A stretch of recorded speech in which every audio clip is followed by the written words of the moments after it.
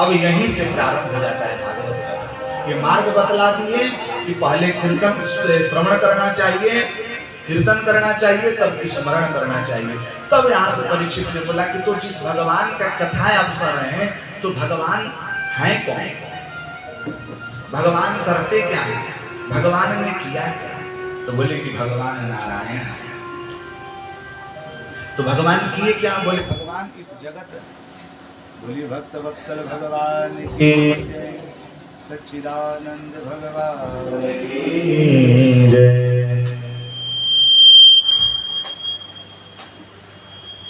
आनंद आ रहा है सबको? आनंद आ रहा है ना? चलिए बारिश खुल रही है।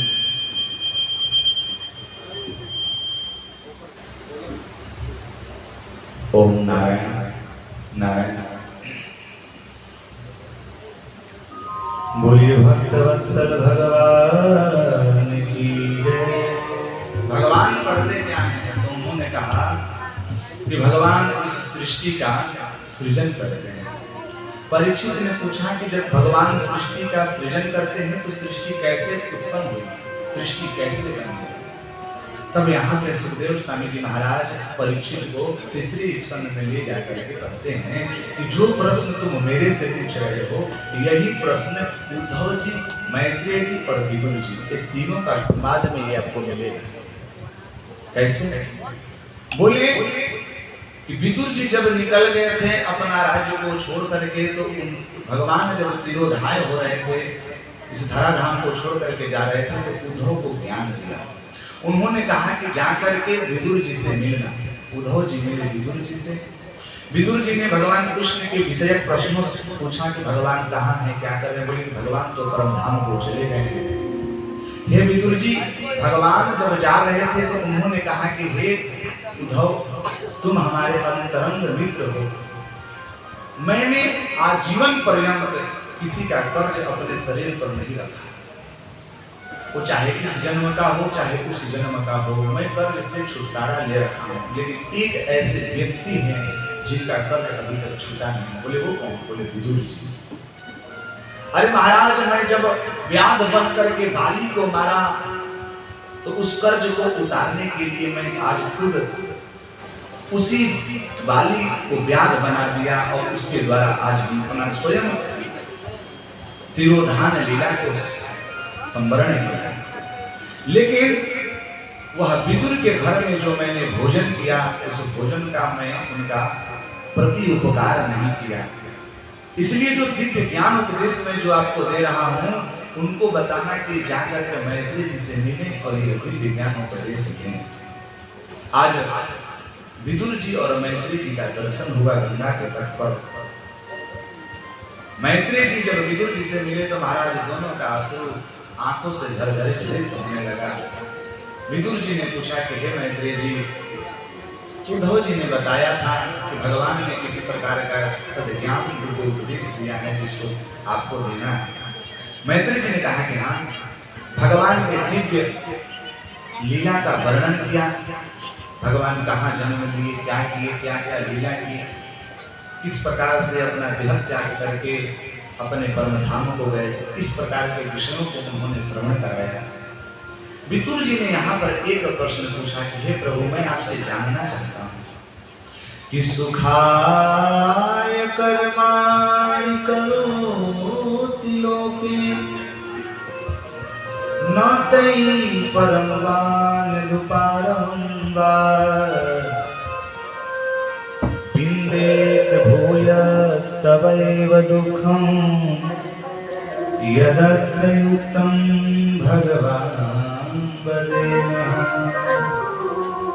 हे मैत्रेय जी, मैं जानना चाहता हूँ कि व्यक्ति जो है सुख की आशा में ही दिन प्रतिदिन लगे रहते हैं, लेकिन वो कभी सुखी नहीं होते हैं। सुखाय कर्माणि करोति लोके अस्मिन् लोके सुखाय एव कर्माणि कुर्वन्ति जनाः तथापि सुखात् न निवर्तन्ते दुःख एव विलीयन्ते। दुख के दलदल में चले जाते हैं, तो इस दुख की छुटकारा पाने का क्या साधन है? तो मैत्रेय जी कहते हैं कि हे विदुर जी, जिस प्रकार से आप प्रश्न कर रहे हो, मनुष्य सुख की कल्पना करके सुख की आशा में दिन रात प्रयत्न करता है सुखी होने के लिए, लेकिन वो सुखी नहीं अपितु वह दुख के दलदल में चला जा रहा है। तो मैं ये आपसे कहना चाहूंगा कि व्यक्ति गलत सोच रहा है, क्योंकि महाराज ये संसार दुखालय, ये संसार क्या है? बोलते नहीं जरूर, संसार दुखालय है महाराज। दुखालय ही संसार है। जब संसार भगवत गीता में भगवान कहते हैं कि दुखालयम अशाश्वतम, ये संसार दुखालय है, तो दुख में आप सुख कहां से ढूंढ पाएंगे? फल के ठेला पर जाकर के आप सब्जी कभी ले पाएंगे क्या? फल का ठेला लगा हो, वहां कहेंगे कि मुझे नेनुआ चाहिए, मुझे करेला चाहिए, मिलेगा? नहीं मिलेगा, फल ही नहीं मिलेगा।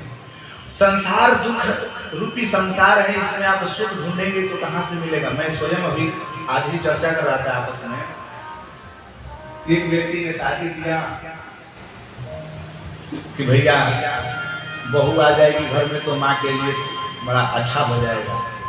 वो तो सुख के लिए किया कि माँ के लिए अच्छा हो जाएगा, लेकिन बहू आई तो महाराज और उसके घर में कष्ट बढ़ गया। बहू आकर के पैर पर पैर रख दी, बोले कि हम खाना बनाने के लिए नहीं जाए, हम खाना बना कर नौकरानी नहीं ला बियावा बेचारा यही खातिर के रहे कि मैया के थोड़ा सेवा करी। अब वो आकर के खुद पैर पर पैर रख दी, बोले कि मैं सेवा करने आया हूं, दहेज देकर के खरीद कर, और दुख बढ़ गया। सुख के लिए विवाह किया लेकिन बढ़ गया। इसलिए हे गुरु जी, यदि आप दुख से निवृत्ति होना चाहते हैं तो भगवान के शरण में रहिए। भगवान की भक्ति की छत्र छाया में जो व्यक्ति रहता है उसका दुख का प्रभाव नहीं पड़ता। अब जैसे देखिए, लड्डू खा करके कभी कोई व्यक्ति चाय पिया है, उसका स्वाद कैसा होता है?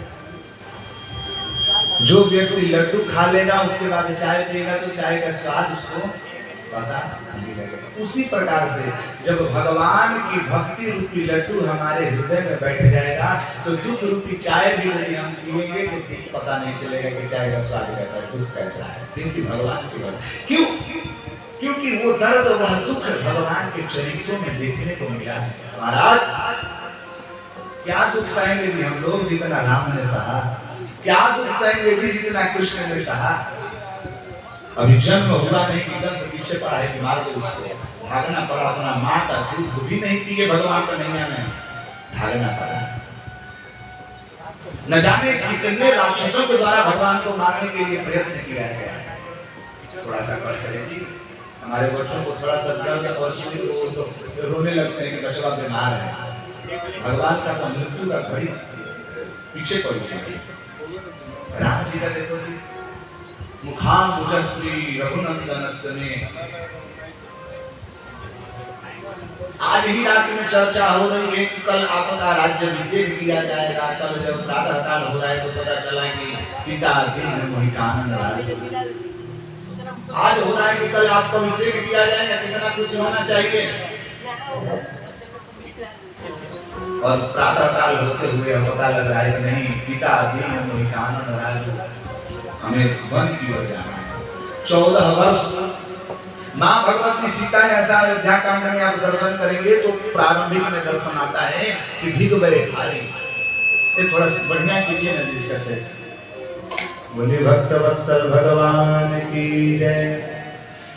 जब सीता मैया जनकपुर से चल करके अयोध्या में आई तो माँ भगवती कौशल्या ने उनको आने के लिए मार्ग में फूल नहीं बिछाई थी, फूल के पराग बिछाई थी। इतने कोमल थी माँ भगवती सीता का पैर, इतने कोमल मैया भगवती सीता का पैर जो कि पराग पर चलता था। कौशल्या मैया को यह लगता था कि कहीं फूल का जो पंखड़ी है उनके पैर में चुभ जाए। आज वो भगवती सीता 14 वर्ष तक वन में भटक रही हैं।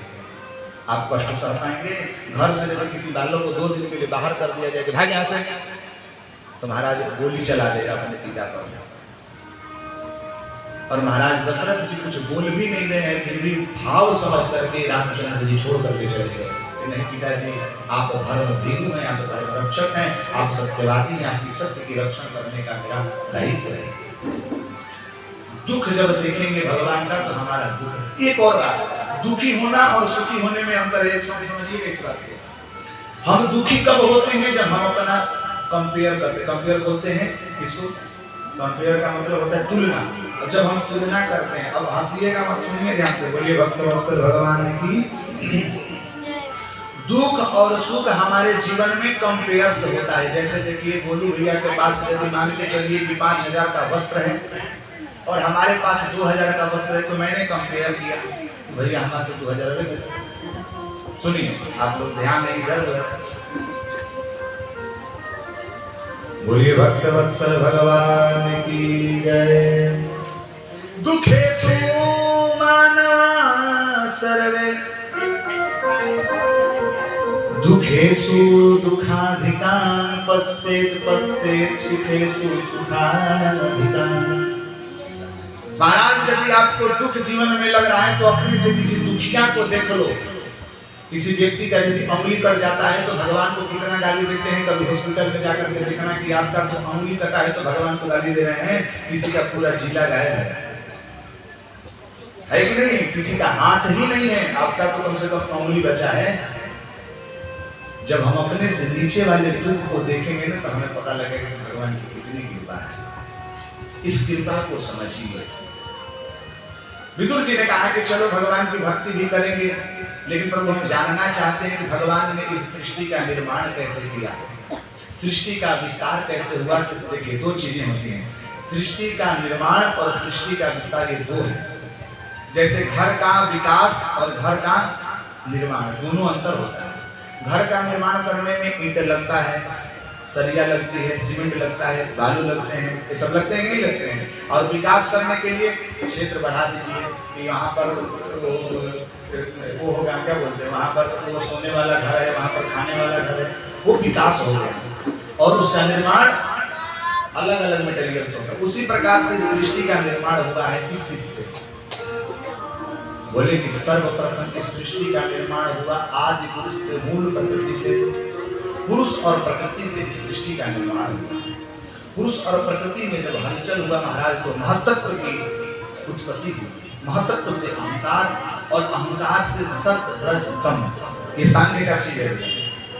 सत रज तम और सत रज तम से महाराज पंच महाभूत, पंच तन्मात्राएं और पंच इंद्रियां, जो कि 5 ज्ञान इंद्रियां और 5 कर्म इंद्रियां, पंच तन्मात्राएं, ये 24 तत्व से ये सृष्टि का निर्माण हुआ। पंच महाभूत कौन है? क्षिति जल पावक गगन समीरा, मिट्टी जल वायु आकाश और अग्नि, ये 5 ही चीजों से ये सृष्टि बनी हुई है। आप कल्पना कीजिएगा, आप रोटी भी बनाएंगे तो इस 5 तत्वों की आपकी आवश्यकता पड़ेगी। जैसे आटा है तो आटा निकला है भूमि से, तो इसमें मिट्टी है। अग्नि पर पकता है जल के सामने से, तो जल भी मिल गया, अग्नि भी मिल गई, मिट्टी भी मिल गया, पानी बिना मिला नहीं। तो जल, अग्नि, वायु, आकाश, ये सब 5 जो तत्व हैं, 5 से ही सृष्टि का निर्माण हुआ है। चलाने वाला इंद्रियां, जो कि हमारे शरीर में कितनी इंद्रियां हैं? 11 इंद्रियां। 5 ज्ञान इंद्रियां, 5 कर्म इंद्रियां और 1 मन, जो कि मन ही 10 इंद्रियों का नियंत्रण करता है। ध्यान से सुनिए, सांख्य का चीज है, मैं क्या कहूँ, आनंद नहीं आता, विद्वता की चीज है। ये सब बहुत मार्मिक है, सबको समझ में आएगा। सांख्य दर्शन में 5 कर्म इंद्रियां कौन कौन है? जैसे हाथ, मुंह, पैर, बस, ये कर्म इंद्रियां, जिससे कर्म किया जाता है। ज्ञान इंद्रिया कौन है? जिससे विषयों का अनुभव किया जाता है। जैसे त्वचा, त्वचा से हम लोग शीत उष्ण का हम लोग स्पर्श कर पाते हैं, तो ये ठंडा लगता है। त्वचा से देख करके थोड़ी पता लगेगा अब ये गर्म है कि ठंडा है, देख करके थोड़ी पता लगेगा, लेकिन जब स्पर्श करेंगे तो पता लगेगा। तो ये ज्ञान हो रहा है, ये ज्ञान इंद्रियां है। रसना जीवा, कोई चाय दे दे, यदि गर्म हो तो रसना पर जाएगी, तब पता लगेगा कि भैया मीठी है कि गर्म है कि क्या है। तो 5 ज्ञान इंद्रियां हैं, 5 कर्म इंद्रियां। इसको भी चलाने वाला जो है मन है।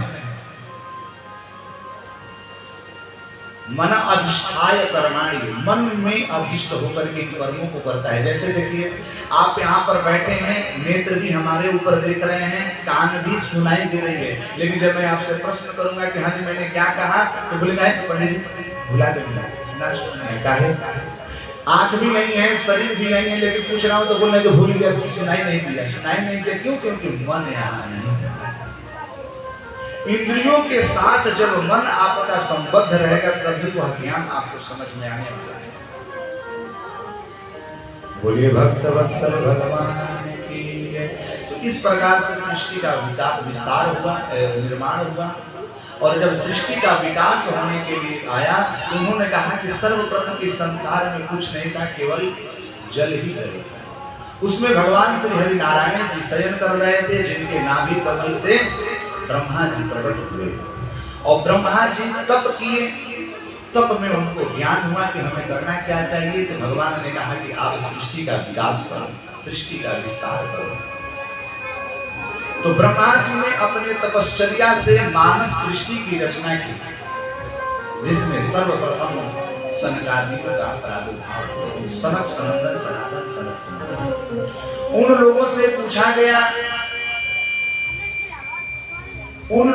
पूछा गया कि महाराज आप जाकर के सृष्टि का विस्तार करो। तो बोले कि भैया हम तो देखो चार ब्रह्मचर्य अखंडितम, हम लोग भैया ब्रह्मचारी रहेंगे, हमें ये अचरण बचरण करना नहीं है। पुनः 10 ऋषि उत्पन्न हुए मानस सृष्टि से ही। मरीचि अत्रि अंगिरसौ पुलस्तः पुलः क्रतुः भृगु वशिष्ठ दक्षश्च रसनस्तत्र नारद, ये 10 ऋषि उत्पन्न हुए। ये लोग भी कहे कि अभी हम सब शादी नहीं करेंगे। ब्रह्मा जी को क्रोध हुआ, उनके भ्रुकुटी के मध्य से तेज पुरुष छलका और रुद्र का रूप धारण कर लिया, रुदन करने लगा। तो रुदयति रुद्र, तुम्हारा नाम रुद्र होगा। रुद्र ने पूछा कि मैं क्या करूं? तो बोले कि जाओ सृष्टि का विस्तार करो। तो महाराज जैसा रहेगा वैसा ही तो सृष्टि का विस्तार होगा। उन्होंने सांप बिच्छी और भूत बैताल बनाने लगे। बोले कि भैया मैंने तुझसे कहा कि सृष्टि का विस्तार करो, तुम तो भी विनाश करने लगे। चले जाओ हिमालय पर्वत पर, तुम्हारे शरीर में ज्यादा ही बीपी हाई है, वहीं पर ठंडा हो। भगवान शंकर चले गए हिमालय में तपस्या करने। ब्रह्मा जी यहाँ से मन में विचार किया कि मानसिक सृष्टि से इस सृष्टि का विस्तार नहीं होगा, मैथुन सृष्टि का विस्तार करना। तब ब्रह्मा जी ने अपने अंग से ही दक्षिण भाग से मनु और वाम भाग से शत्रुघ्न, 2 पुरुष और प्रकृति का उन्होंने उत्पन्न किया। दक्षिण भाग से मनु, वाम भाग से शतरूपा। मनु और शतरूपा से ही हम सबकी चली आ रही परंपरा, इसीलिए हम लोगों को मानव कहा जाता है।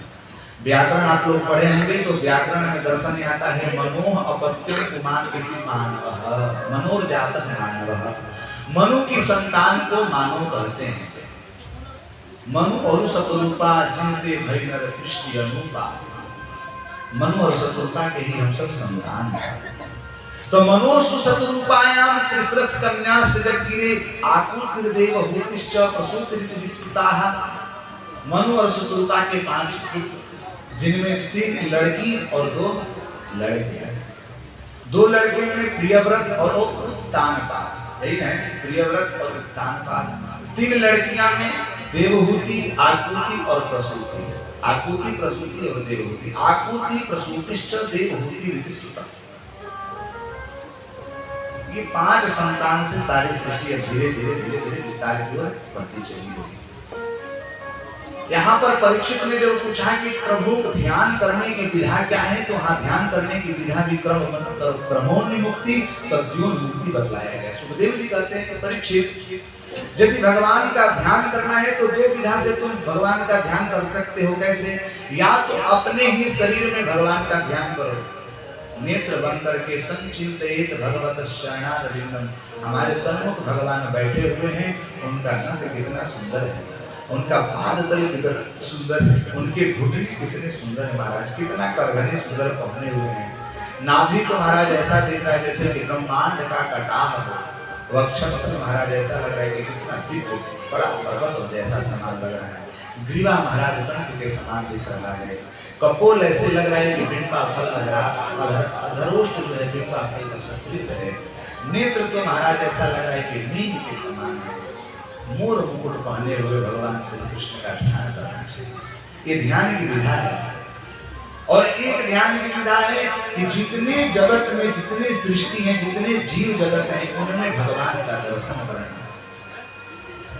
महाराज वैज्ञानिक भी फेल हो जाएंगे, वाह रे तेरी कारीगिरी करता। एक यदि व्यक्ति ये गुब्बारा जितने फूल बने हैं, ये फूल जो हैं एक कृत्रिम फूल है, वैज्ञानिक के द्वारा बनाया हुआ फूल है। ये कितना दिन तक टिकेगा? ये फूल तो बना देगा, लेकिन इसमें सुगंध कहाँ से लाएगा? वैज्ञानिक ला सकता है इसमें सुगंध? महाराज भगवान के द्वारा बनाई हुई सृष्टि को यदि हम दर्शन करें तो हम चकित हो जाएंगे। वाह वाह रे तेरी कारीगिरी करता। श्री महाराज जी हमारे कहते हैं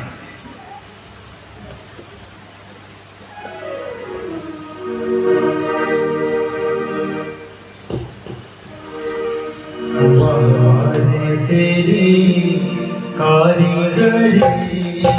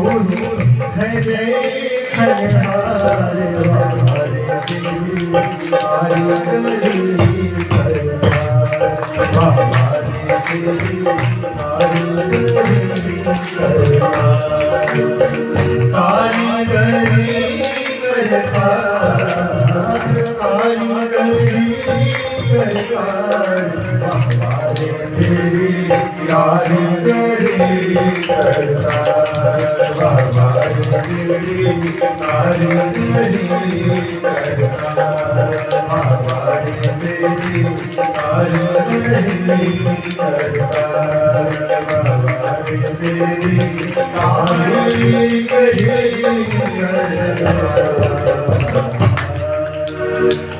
बोलिए भक्तवत्सल भगवान की जय।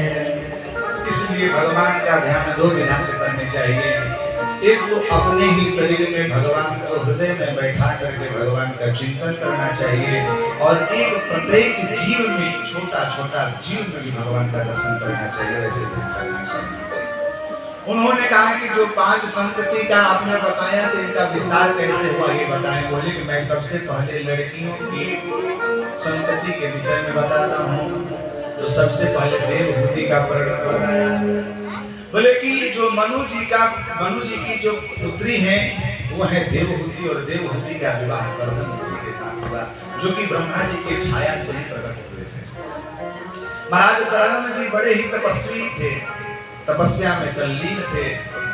भगवान स्वयं आकर के प्रकट होकर के कर्दम जी को उन्होंने आश्वासन दिया कि यदि आप विवाह करेंगे, आश्रम में जाएंगे, तो मैं आपके घर में आऊंगा। कपिल के आज मनु जी की पुत्री देवहूति का विवाह कर्दम जी के साथ हुआ। महाराज कर्दम जी ऐसे विरक्त व्यक्ति थे कि आज विवाह हुआ और आज ही समाधि में चले गए। ध्यान देना, जैसे आजकल का विवाह लोग होता है तो कहाँ जाते हैं, कोई हनीमून भी क्या बोलते हैं, मनाने जाते हैं ना दूर। लेकिन वो ऐसे विरक्त थे कि आज ही विवाह हुआ, अभी अपने स्त्री का, अपने हैं जो भार्या है उसका मुख भी नहीं देखे, चले गए ध्यान में। और वह ध्यान तो लगा महाराज हजारों वर्षों तक। ये नित्य प्रतिदिन सेवा करते रही, शरीर वृद्ध अवस्था को चला गया। एक दिन ऐसा आया कि नेत्र खोले कर्दम जी तो देखे कि एक बूढ़ी स्त्री यहीं पर बैठ करके सेवा करती। पूछे कि तुम कौन हो? तुष्टो हमद्य तव मान विमान दाया। हे मानवी, हे मनु की पुत्री, तुम्हारी इस सेवा से मैं अत्यंत प्रसन्न हुआ।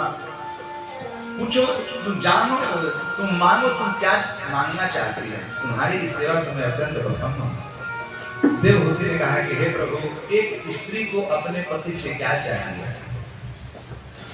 आप स्वयं कहे थे कि हमारे घर में यदि पुत्र हो जाएगा तो मैं विरक्त होऊंगा, पहले ही आप विरक्त हो गए।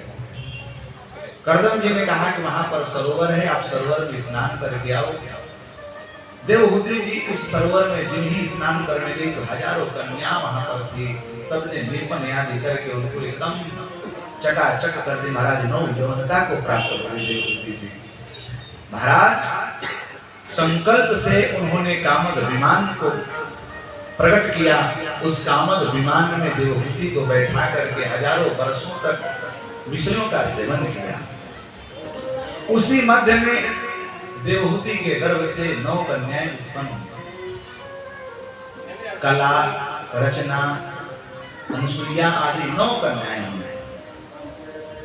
कर्दम जी को एक दिन होश आया, अरे राम राम राम, इतना विष्णु का सेवन किया, मुझे होश ही नहीं रहा। सैकड़ों वर्ष बीत गए।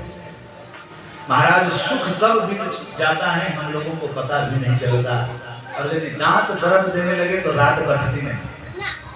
यदि दांत में दर्द हो जाए तो रात कटती नहीं। और महाराज यदि रात में गाना बजाना होने लगे तो रात कब बीत जाए पता ही नहीं लगता। सुख और दुख का यही प्रक्रिया है।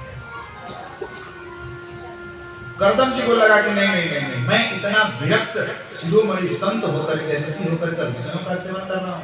देवहूति जी से कहा कि मेरा पंचपात्र लेकर के आओ, मुझे संध्या करना है। बोले कि संध्या क्या करना है? आपने कहा था, याद करो, आपने कहा था कि जब हमें पुत्र हो जाएगा तो मैं वन को जाऊंगा। अभी तो कन्या है, इनकी शादी करानी है, कौन कराएगा? आप तो चले जाओगे, आप अपना कल्याण कर लोगे, मेरा कल्याण कैसे होगा? मुझे तो एक चाहिए बहू। अब बहू तभी आएगी जब हमारे घर में पुत्र होगा। तो हमारा उद्धार करने के लिए तो कोई चाहिए। याद आया कि भगवान ने कहा था कि मैं तुम्हारे घर में कपिल बन करके आऊंगा। पुनः भगवान की कृपा हुई। आज देवहूति के यहाँ, कर्दम जी के यहाँ कपिल भगवान का अवतार हुआ। बोले कपिल भगवान की। कुंदन जी थोड़ा सा पंखा ऐसे कर दीजिए तो। बोले कपिल भगवान की जय। इधर ही साइड में बोले भक्तवत्सल भगवान की जय। महाराज 9 कन्या तो हो गई, कपिल भगवान हो गए। कपिल जी का जन्मोत्सव मनाने के लिए जितने देव ब्रह्मा आदि थे सब लोग आए। ब्रह्मा जी ने कहा कि देखो जी, हम तो कपिल जी का स्वागत कर लिए, हमारे यहाँ 9 ऋषि हैं। नारद जी को मिलाकर के 10 ऋषि हुए थे, लेकिन नारद जी उस दिन बिना बजा करके कहीं निकल गए थे, वो शामिल नहीं हुए। तो ब्रह्मा जी ने कहा कि करदम जी, आपका 9 पुत्री हैं और हमारे 9 पुत्र हैं, इन दोनों का विवाह करा दीजिए। बोले कि चलो उत्तम है, आप करा दीजिए। इन दोनों 9 पुत्रियों और उनके 9 मानस पुत्रों का विवाह हो गया। अत्रि का विवाह मैया अनसुईया के साथ। अभी उसकी चर्चा करेंगे। कपिल जी बचे, ये तो तीनों 9 कन्याएं अपने अपने ससुराल चली गई और करदम जी लुटिया उठा करके जंगल में चले गए। बची अब केवल मात्र देवहूति और कपिल जी। एक दिन कपिल भगवान ध्यान में बैठे थे, मैया देवहूति आकर के चरण पकड़ करके रुदन करने लगी। प्रभु बोले कि मैया क्या कर रही, आप तो माता हो। बोले कि माता थी, लेकिन अब आप परम पिता परमेश्वर हो। मुझे ज्ञान है, मैं जानती हूँ कि आप मेरे पुत्र नहीं अपितु भगवान के ही रूप हैं। कि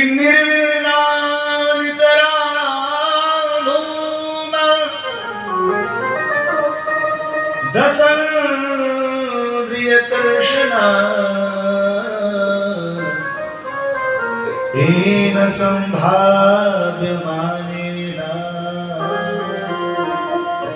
प्रपद्यामं तमः प्रभु।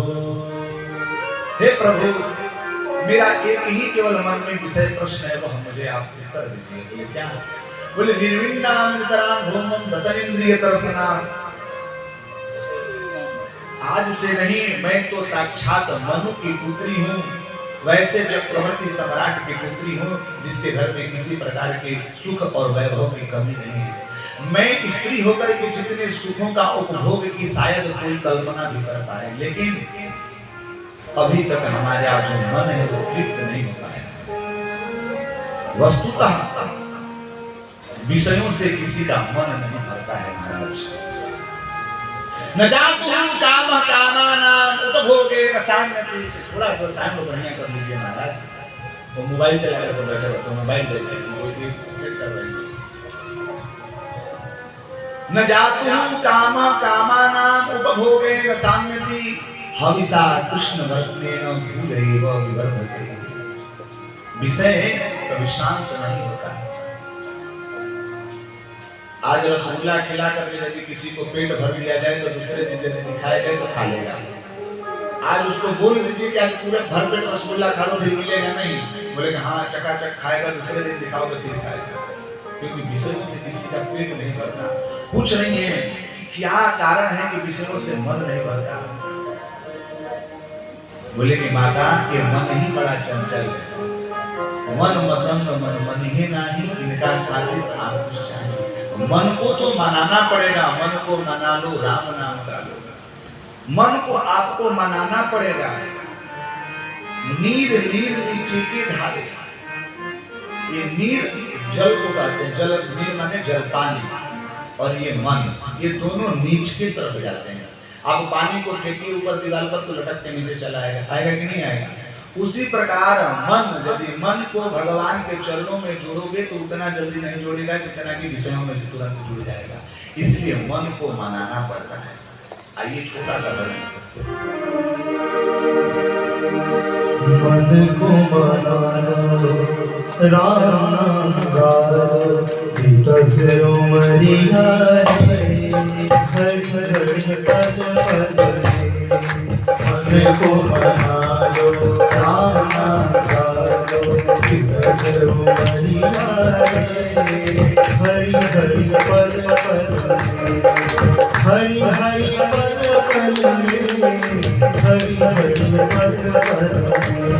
घड़ी घड़ी पल पल में, घड़ी घड़ी पल पल में। मन को मारो घड़ी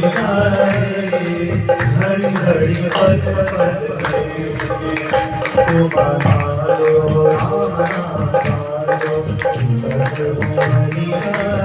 में। हरि पद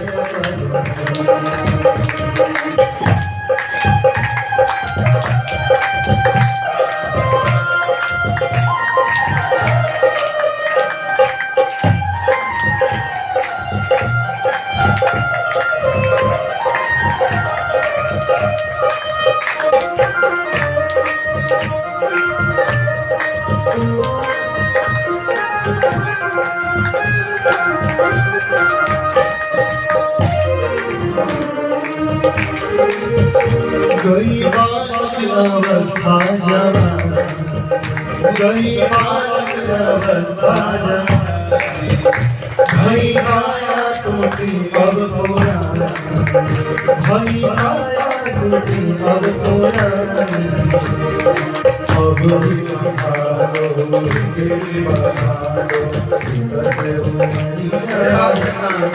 हरि हरि पद पद केली बहारो हरि हरि पद हरि हरि पद हरि हरि पद हरि हरि पद हरि हरि पद मत को बहारो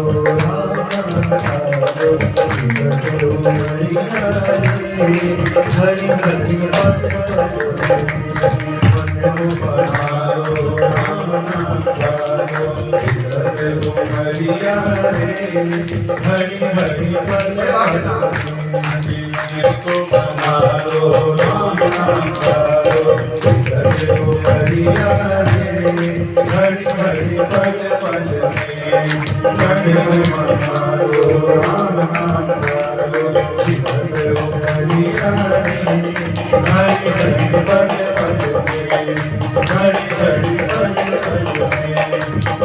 हरि हरि हरि बोलिए भक्त वत्सल भगवान की आवाज नहीं खे आवत। बोलिए भक्त वत्सल भगवान की। मैया देवहूति से कपिल जी कह रहे हैं कि मन को मानाना पड़ेगा। माते ये मन ही जो है बंधन का कारण होता है और मुक्ति का कारण होता है। मन एवं मनुष्याणां कारणं बंध मोक्षयोः बद्धन्तु विषयासक्त मुक्तं निर्विषयो मनः। माता यही मन यदि विषयों में पड़ जाएगा तो आपको दुर्गति के मार्ग पर प्रशस्त कर देगा और यही मन यदि भगवान के चरणों में लग जाएगा तो आपको मुक्ति का मार्ग प्रशस्त कर देगा। ये मन मानेगा कब? तो कहते हैं कि मन तब मानेगा जब आप संतों के सानिध्य में जाएंगे। संत किसे कहते हैं? संत का पहचान क्या है? कपिल जी कहते हैं तितिक्षवः कारुणिकाः सुहृदः सर्वदेहिनां अजात शत्रवः शान्तः साधवो साधुभूषणाः। संत वह है जिसके हृदय में तितिक्षा है, त्याग है, त्याग का भावना है, जिसके हृदय में करुणा है, जिसके हृदय में दया है, सद्भावना है, वही संत है। निर्वैरः जिससे किसी का वैर भाव नहीं है। संत तो महाराज संत समान क्या है? नवनीत समान, नवनीत के समान जिनका चित्त होता है वह संत होते हैं। वो जब आप उनकी शरण ग्रहण करोगे तो वो भगवान की कथा आपको सुनाएंगे। धीरे धीरे आपका मन जो है भगवान के चरणों में लग जाएगा। इस प्रकार के नाना प्रकार के सांख्य उपदेश दिए हैं। कपिल जी सांख्य उपदेशक हैं।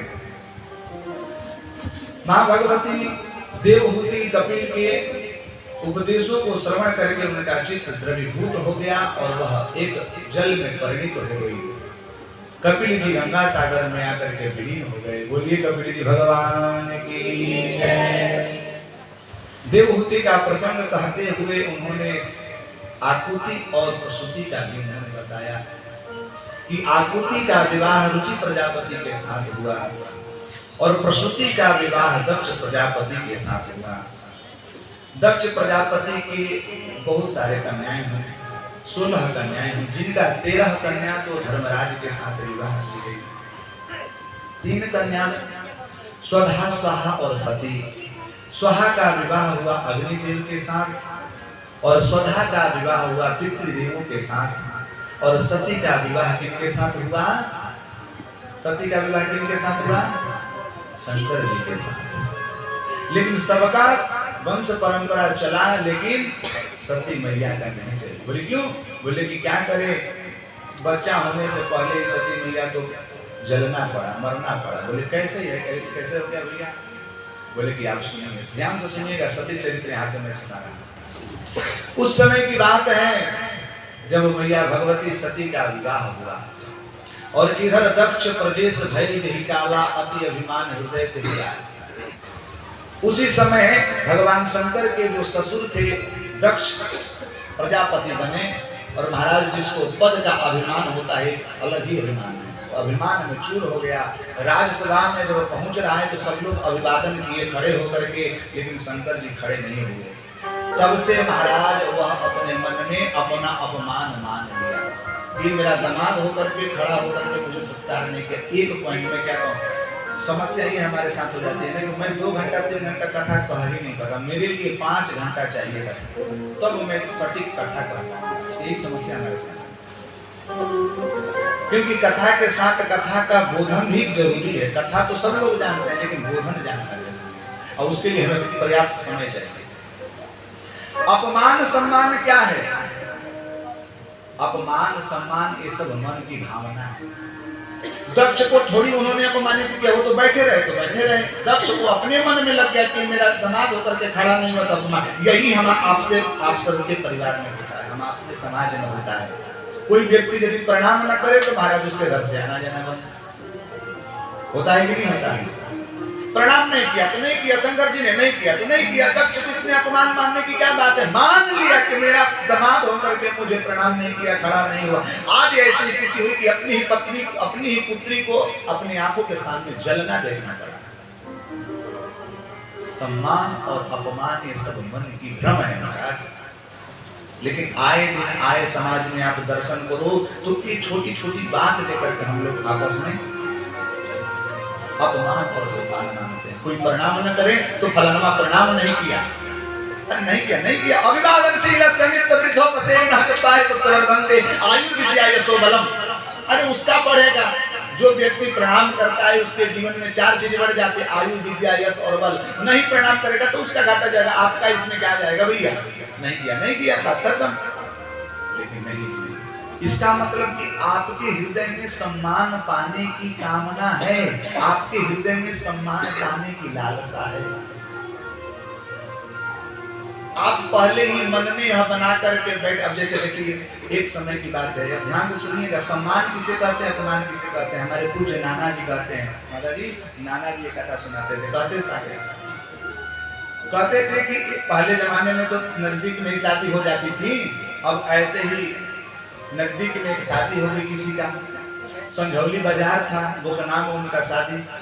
तो समधी जी एक दिन चले गए संझौली बाजार करने के लिए, तो बोकना वाले समधी मिल गए उनको। बोले अरे समधी साहब इधर मार्केट कर रहे हैं? हाँ मार्केट, चलिए थोड़ा घर पर चलिए महाराज। अब बोले हाँ चलिए। अब समधी जी बोल दिए महाराज तो चलना ही पड़ेगा। अब समधी साहब अपने समधी को लेकर के घर पर गए, तो महाराज कोई समधी आएगा तो उसके लिए मारदा चोखा कोई बनाएगा जी, बढ़िया पकौड़ी बनाएगा, एकदम तल करके पकौड़ी मिला। समधी जी चपाचप खाए मस्त एकदम चकाचक। अगले मंगलवार को चले गए बाजार मार्केट, उस दिन भी समधी मिल गए। अरे समधी साहब आइए थोड़ा पान खा लीजिए। नहीं पान अभी नहीं।